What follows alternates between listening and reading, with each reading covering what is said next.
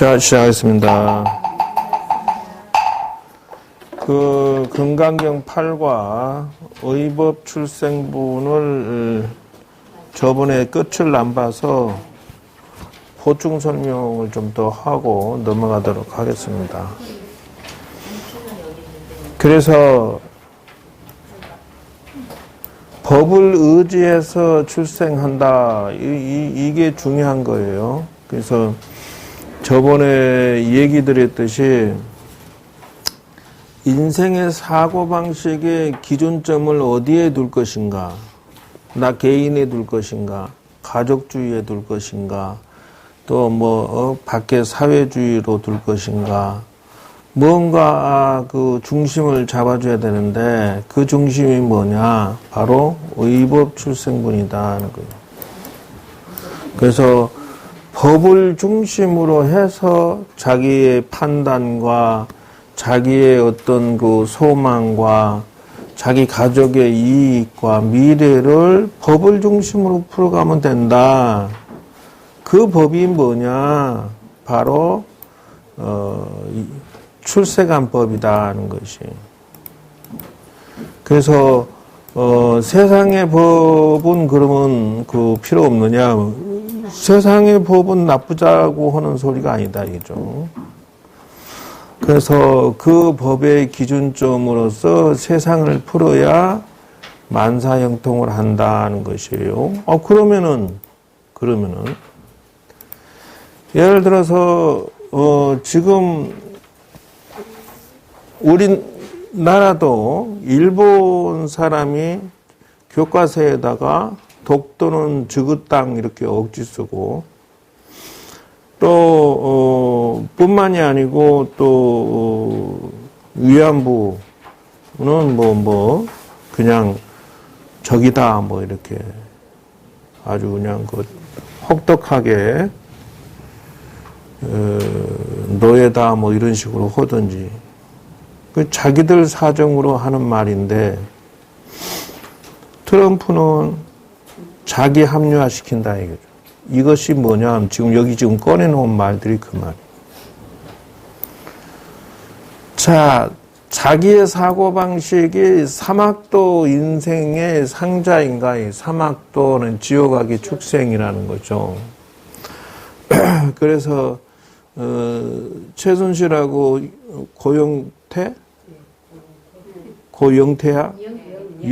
영태하고 둘이서 치고받고 잔머리 쓰고 서로 녹음을 해갖고 서로 싸우는 것은 지옥아기 축생의 사고방식으로 해서 자기 인생의 상자를 거기다 기준점을 뒀다.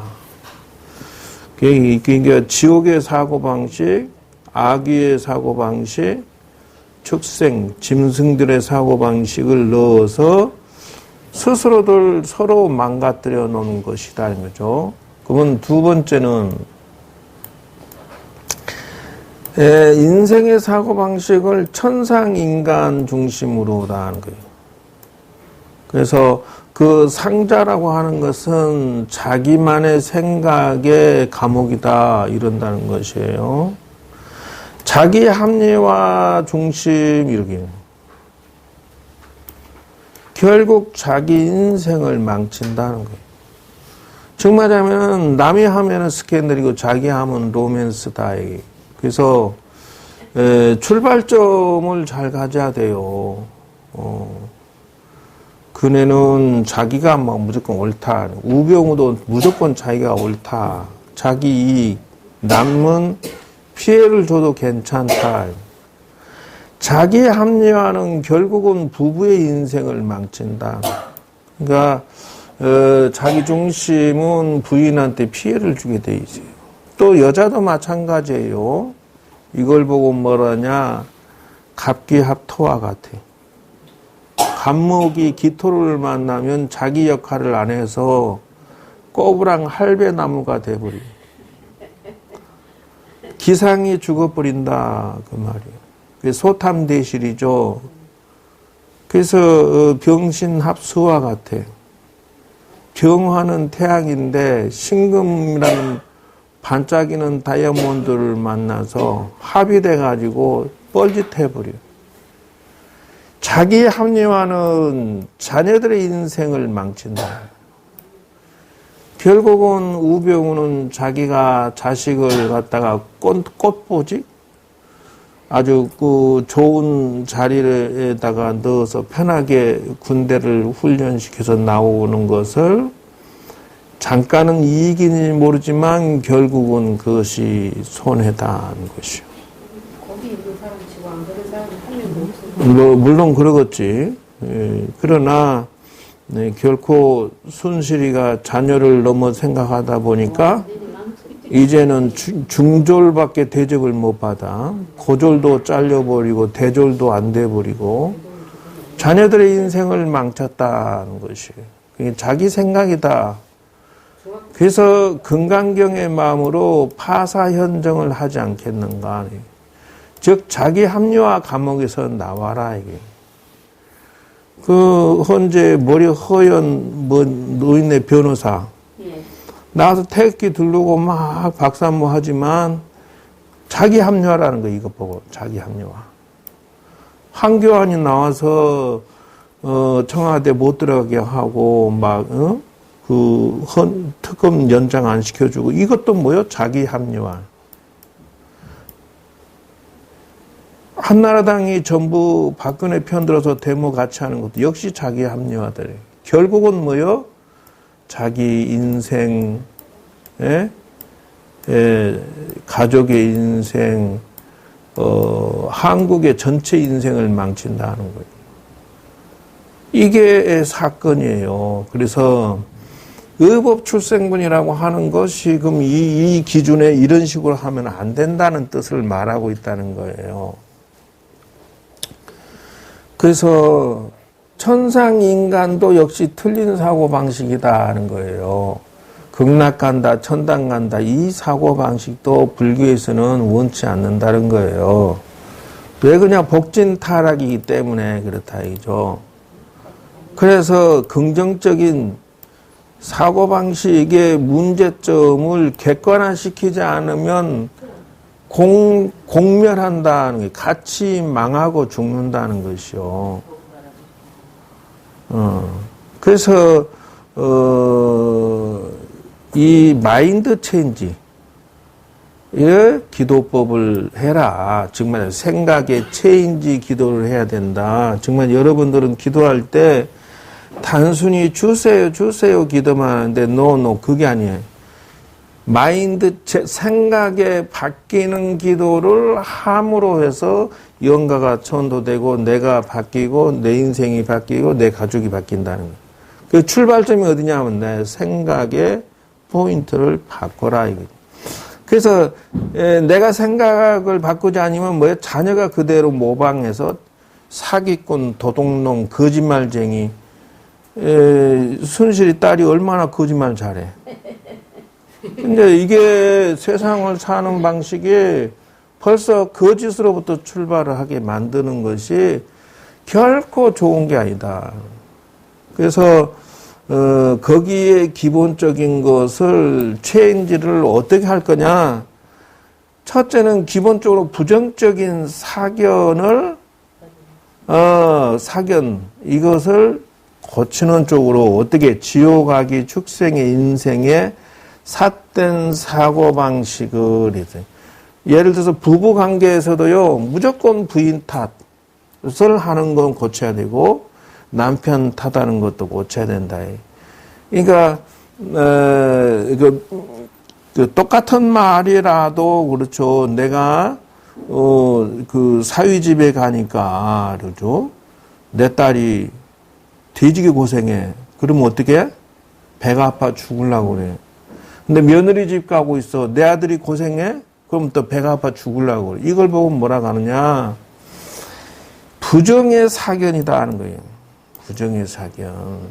근데 거꾸로 뒤집어 놓으면 어떻게 생각하느냐 하면은 사위 집에 가서 반대로 사위가 저거 딸한테 절절매면 기분이 좋아 또. 이게 웃기는 게 또 반대로 며느리 집에 가서 말이죠. 딸네 집에 아들 집에 가서는 또 며느리가 절절 매는 것을 보면 더 좋다. 기분 좋아. 이걸 보고 뭐냐면 자기 합리와 자기 사견이다 하는 거예요. 그렇게 사고방식 가지면 안 된다는 거예요. 그걸 보고 지어가기 축생이라는 거예요. 이걸 어떻게 바꾸느냐 하면 이렇게 바꿔야 된다. 긍정의 정견정사다는 거예요. 정말 천상인간 보살의 사고방식으로 바꾸어서 그 사고방식, 생각하는 방식을 바꿔줘야 된다. 정견정사의 사고방식으로 바꿔줘야 된다는 것이죠. 그래서 예를 들어서 하나 더하기 하나는 이렇게 하면은 하나 더하기 하나는 몇이요? 어쩌 둘이죠. 이게 둘이 아니고 마이너스 1이 되면 어떻게 돼? 이거 잘못된 것이다. 의법출생분이라는 것은 아들 중심, 자식, 딸 중심이 아니고 법 중심이라는 거예요. 즉 다시 말하자면 공동체 운영으로서 현실에 시너지 효과가 일어나가지고 잘 먹고 잘 살면서 힘을 뭉치는 데 포인트를 두는 거예요. 그러니까 그 남자가 말이지 가정교육이 안 돼가지고 치약자면 막 훅 중간에서 짜고 그냥 그대로 나눠버린, 또 무슨 놈이고 뭐 화장지 쓰면 둘둘둘둘 다 이렇게 해갖고 써버리고 말이지. 이게 그 개인주의 사고방식에 의해서 나오는, 부모가 잘못 훈습시키니까 자녀들이 공동체에 적응을 못해. 그러니까 부부 생활이 개판이 되는 것이죠. 그래서 공동체는 뭐냐면 하나 더하기 하나는 둘 이상이 돼야 된다는 거예요. 그런 건 뭐냐면 이 사이에 들어가 있는 것은 규칙이 중심이 되었을 때 이런 그 시너지 효과가 나온다는 거예요. 그러니까 요 한 생각의 정견정사를 구분하는 의법출생분이라고 하는 것은 중생도 법중심, 출세간도 법중심으로 하되, 근다고 해서 또 진나라처럼 너무 그 법중심이라는 게 문제가 될 수가 있어요. 지나친 법중심은 또 그것도 사달이 나요. 그래서 성공하는 가정의 시작은 이기주의, 자기 합리와 자기 모순을 극복하는 게 중요하다. 그래서 정견정사와 지옥악의 축생의 각축전이다. 우리 인생은 이렇게 보는 거예요. 그래서 우리나라가 왜 이렇게 비합리적이고 자기 합리화가 심하냐? 가장 심한 이유가 뭐 때문에 저렇게 됐을까? 나는 물 한 잔 주라니까는 저렇게. 그래서 자, 누가 알아맞혀 보시오. 우리나라가 왜 저렇게 거짓말쟁이가 많고 사기꾼이 많고 박사모가 저렇게 많은지 말해보시오. 누가 알아맞혀봐. 뭐하니까? 좋아한다고 무능하고 저기 국정농단하고 똑똑해 보였다고? 도덕 선생은 지금 당신의 주변 사람들이 자꾸 구속돼 가고 있는데 그 사람들이 당신 때문에 다 구속되는 거예요. 잘못 생각하고 자기 가까운 사람들을 전부 구속시키게 만들어 놓고 무엇이 도덕 선생이요. 도덕이 다 얼어 죽었던 것 같다. 하기사 뭐 요거 보니까 오늘 아침에는 마이너스 7도인가 그러니까 도덕이란 놈이 저기 와서 또 땡땡을 얼었더라고.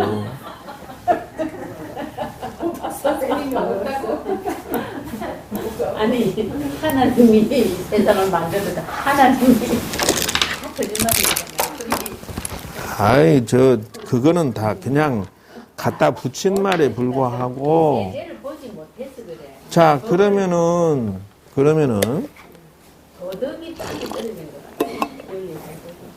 그것이 아니라 적정히 조화된 규칙과 법을 존중하면서 사는 문화가 깨져버려서 그렇다. 이게 무슨 말이냐면요.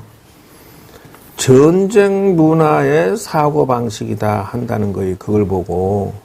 즉, 다시 말하면은 중국이 침략하고, 일본이 침략하고, 북한이 침략하고, 세계적으로 침략해 들어오는 것에 의해서 전쟁 문화는 수단 방법이 존중될까 안 될까? 안 되죠. 수단 방법 없이 무조건 살아남아야 돼. 그 사람이 올바른 판단하는 거예요. 예를 들어서 그 산속에 숨었는데 일가족이 다 숨었는데 큰아들 보고 야 가서 쌀 좀 퍼갖고 와라. 집에 감춰놓은 쌀 가지러 가가지고 한 자리 쥐고 오는데 이웃집 아저씨가 자기도 지 가족이 먹어 살아야 되니까 두들겨 패고 그놈을 뺏어가 버린다는 거예요. 그 이 가족은 굶어 죽었다는 거예요. 전쟁터에. 또는 야야 너 무겁지 내가 들어줄게 그러니까 이웃집 아저씨니까 쌀 몇 개 놨더니 발로 톡 차버리고 그냥 사기치고 가져가 버리더라는 거죠. 이런 식의 인생, 즉 말하면 전쟁터에서는 내 가족이 살아야 되고 내가 살아남아야 되니까 그 아버지 훌륭한 아버지야 못된 아버지야. 주고 가족으로서는 훌륭한 아버지지. 덜어주고 가져간다고?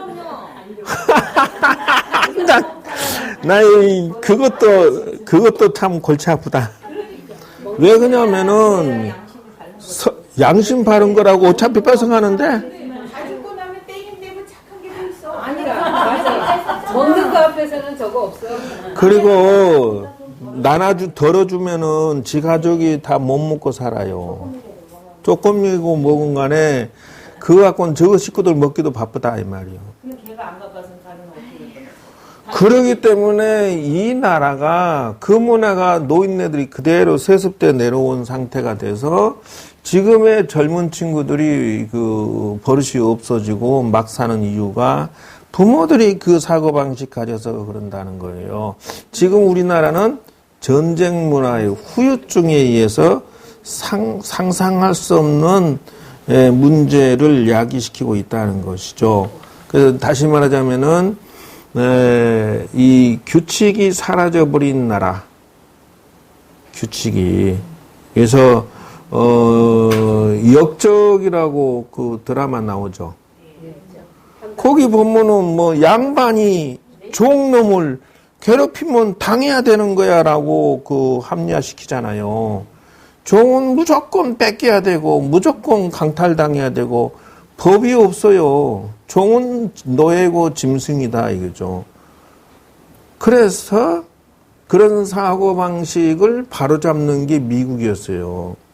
이제 전 세계적으로 규칙성을 강조하는 나라였는데 이번에 바뀌어버린 거지만 그러면 그 나라는 언제 뒤집어졌냐? 링컨 대통령이 나타났을 때 뒤집어진 거예요. 뭐냐면 그전까지는 남부 지역은 전체적으로 농사를 지니까 노예를 갖다가 쓴 거예요.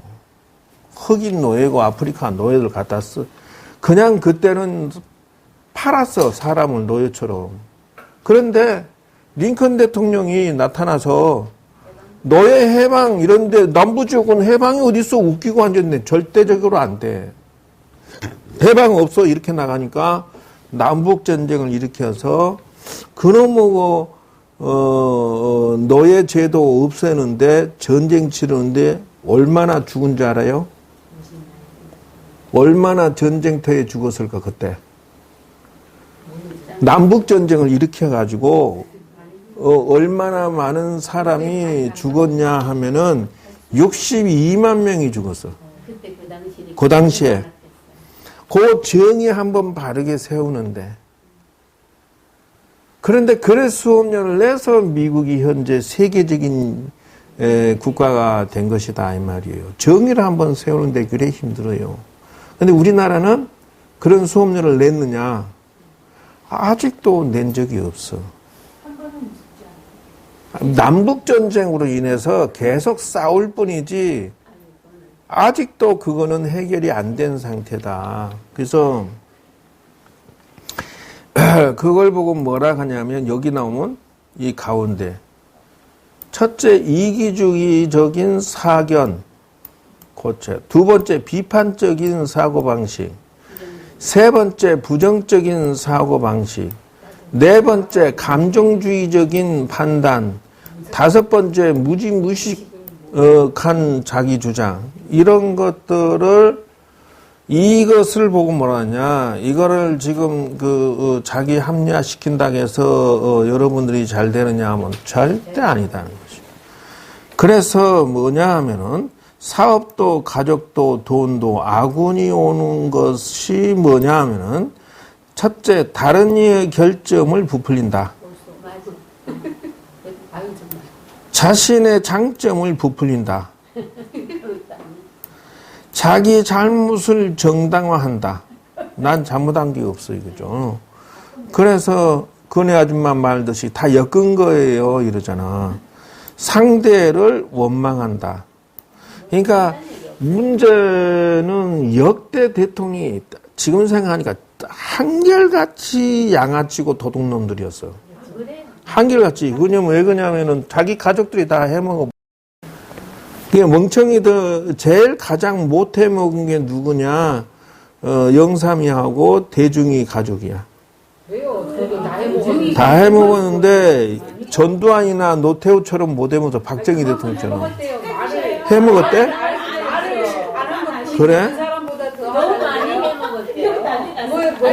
앞전 재단에서부터 돈을 앞전 재단 미국 아니고 이북에 갈 때 왜 소 갖다 아예 선수들이 앉았네. 못 사나.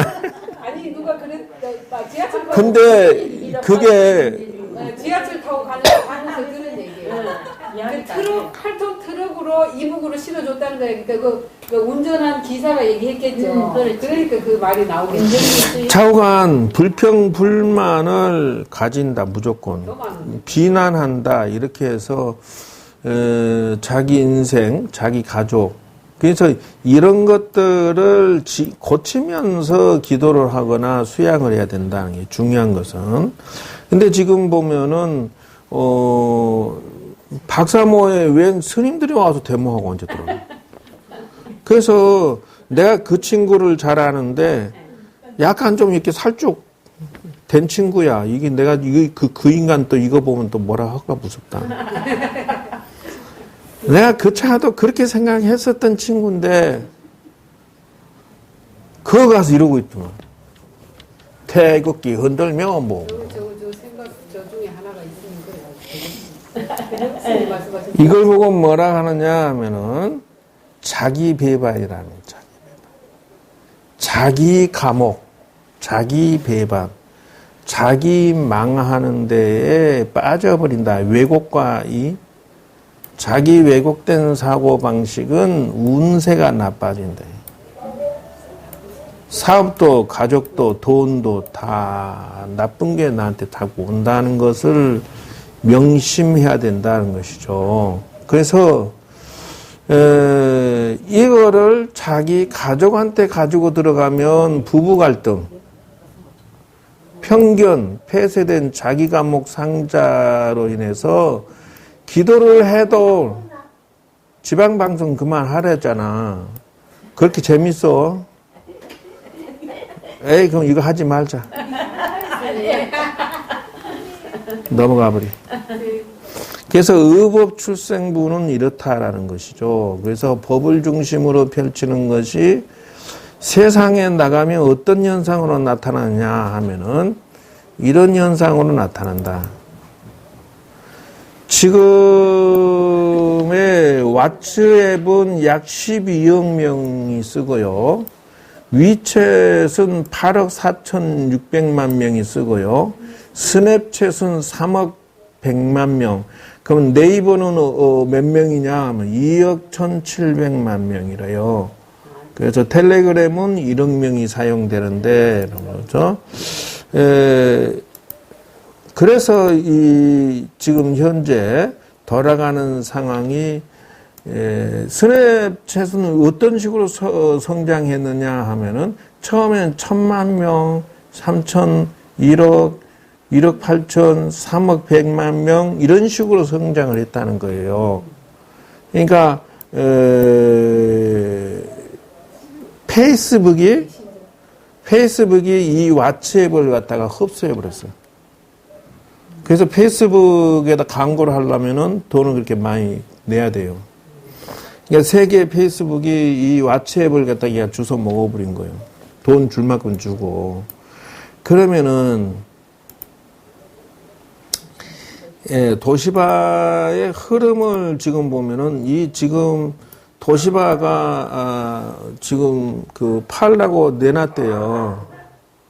일본에. 그럼 왜 그러냐 하면은 첫째, 정경유착으로 인해서 그 강하게 밀어붙였는데 그게 뭐냐면 미국의 원전을 원전 사업에 동참을 해서 했는데 7조 몇천억을 날려버렸어요. 도시바 전체를 팔아야 돼, 지금. 두 번째는 경영진의 그 실수, 인사가 잘못됐다는 거예요. 사장이 그 전에 그 회계 조작을 잘못해서 퇴임했어요. 고문으로 빠져버리고 다시 또 그 인사해서 사장과 부사장을 앉혔는데 이 안에들 똑같은 사람들이 앉았다는 거예요. 그러니까 한마디로 말해서 엉터리 운영자가 앉아서 이 도시바를 말아먹어 버린 거예요. 세 번째는 구조 조정의 전략에 실패했다는 거예요. 내부 개혁. 그래서 원전 사업 잘못됐고 의료기기, 이미지 센서 뭐 이런 것들 잘못 손대가지고 쫄딱 이번에 지금 난리 났대요.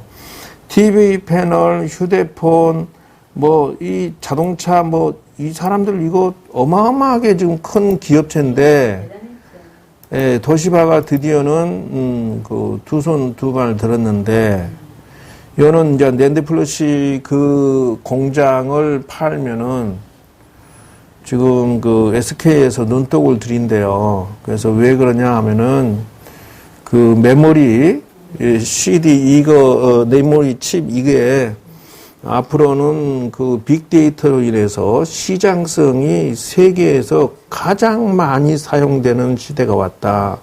왜 그러냐면 빅데이터라고 해서 수천만억의 정보를 저장을 해야 되고 지금 이 노트북이 존재하려고 그러면 외장 하드, 내장 하드 있어야 되고 거기에 메모리 칩이 있어야 돼. 메모리는 이렇게 저장 잠시 정거장처럼 이렇게 앉아 있다가 또 다시 이렇게 불러들인단 말이요.